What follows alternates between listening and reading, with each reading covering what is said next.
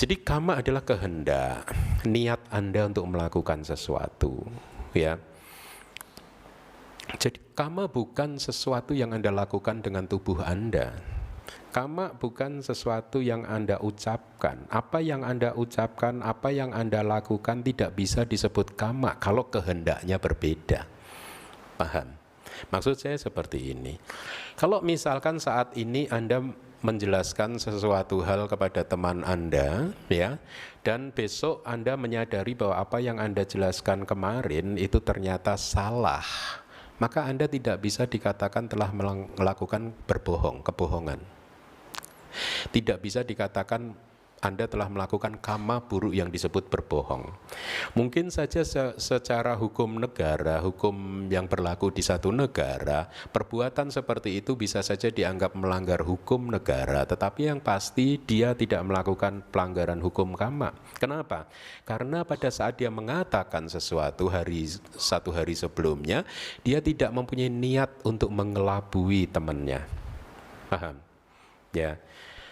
Jadi kama adalah kehendak. Atau misalkan Anda sedang mengemudikan mobil Anda di petang hari, biasanya banyak binatang-binatang kecil, dan begitu sampai ke rumah ternyata mobil Anda di kaca depan itu banyak sekali binatang kecil yang mati di kaca mobil, maka Anda juga tidak bisa dikatakan telah melakukan pembunuhan. Kenapa? Karena Anda tidak mempunyai kehendak untuk membunuh.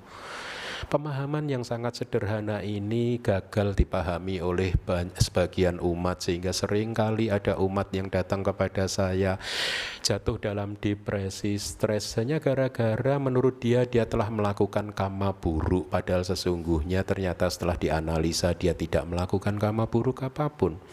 Paham maksud saya?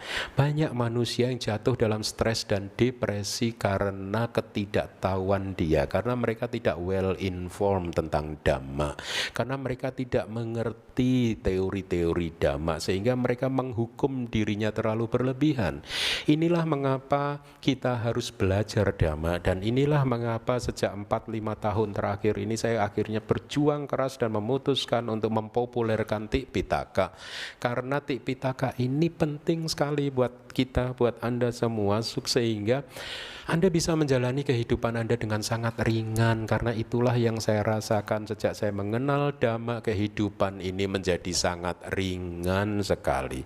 Dulu kehidupan menjadi terasa berat karena terlalu banyak misteri. Apa yang dia inginkan ya sebenarnya ya misteri lagi. Akhirnya tolonglah kasih jawaban lah, kamu jangan diam gitu aja dong. Terlalu banyak misteri, sehingga hidup penuh dengan pertanyaan-pertanyaan yang tidak terjawab. Tetapi setelah mengenal Dhamma, ternyata saya adalah pencipta kehidupan saya sendiri. Kebahagiaan dan penderitaan itu saya yang menciptakan, bukan orang lain, bukan istri Anda, bukan suami Anda. Seseorang yang masih belum memahami hukum kama kan selalu mengatakan kalau ada sesuatu yang tidak baik menimpa kehidupan mereka, mereka kemudian mulai mencari-cari kesalahan. Ini salah suami sih, ini salah istri sih. Tidak ada yang salah. Siapapun apapun yang ada di muka bumi ini sudah benar seperti itu adanya. Yang salah adalah cara pandang kita, betul tidak? Jadi kemarahan itu tidak atau bukanlah masalah Anda, kita dengan orang lain. Minggu lalu sudah saya katakan ya di dalam ceramah 4 biji durian, masih ingat? 4 biji durian. Kemarahan itu problem apa sih sebenarnya? Problem psikologis apa sih? Kalau ada seseorang marah terhadap orang lain, ya, apakah kemarahan ini problem dia dengan orang tersebut? Tidak. Kemarahan tidak pernah merupakan atau menjadi satu masalah interpersonal. Kemarahan adalah murni problem satu orang saja, yaitu diri kita sendiri. Karena kita keliru mempersepsikan pengalaman kehidupan, kita bereaksi secara negatif, ya. Karena kebiasaan-kebiasaan kita yang suka marah-marah. Jadi kembali lagi, kama adalah kehendak. Ini yang menjadi tolok ukur untuk menilai kualitas moral dari ucapan kita dan perbuatan kita.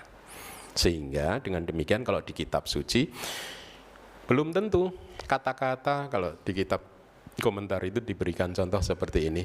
Ada seorang anak kecil yang bandel, ya. Dia setiap hari main ke hutan, padahal hutan itu banyak binatang yang liar, ya. Sehingga mamahnya ini ketakutan kalau dia masuk ke hutan nanti kalau disakiti oleh binatang-binatang tertentu bagaimana gitu. Nah demi udah diberitahu kamu jangan main ke hutan, tetapi anaknya itu tetap saja main ke hutan, setiap hari masuk ke hutan. Nah suatu hari pada saat anaknya pamit mau pergi ke hutan, mamahnya mengeluarkan kata-kata apa? Curse itu apa? Hah? Kutukan ya, dalam tanda kutip ya. Kamu kalau pergi ke hutan kali ini ya, saya doakan kamu digigit harimau. Mamahnya bilang begitu, tapi sebenarnya niat dia hanya untuk menakut-nakuti supaya sang anak tidak pergi ke hutan.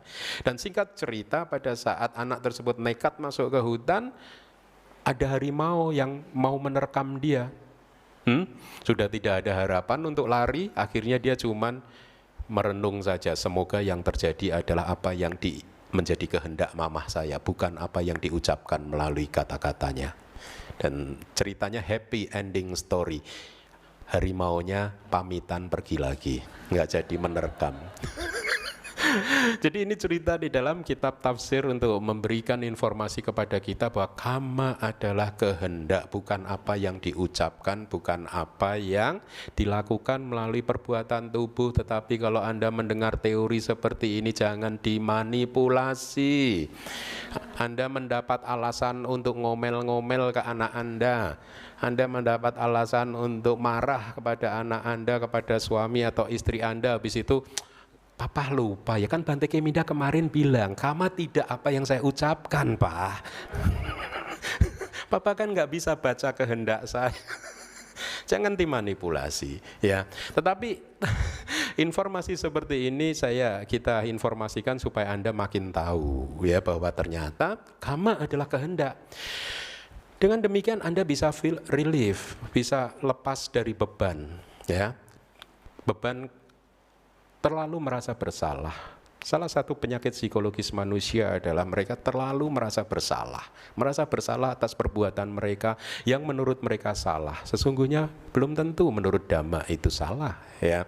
Nah, karena kama itu adalah kehendak, dan kehendak itu munculnya di dalam hati, maka setelah berkehendak seseorang mengekspresikannya melalui perbuatan tubuh. Seseorang yang ingin menyakiti makhluk lain, akhirnya kehendak tersebut muncul melalui tangan.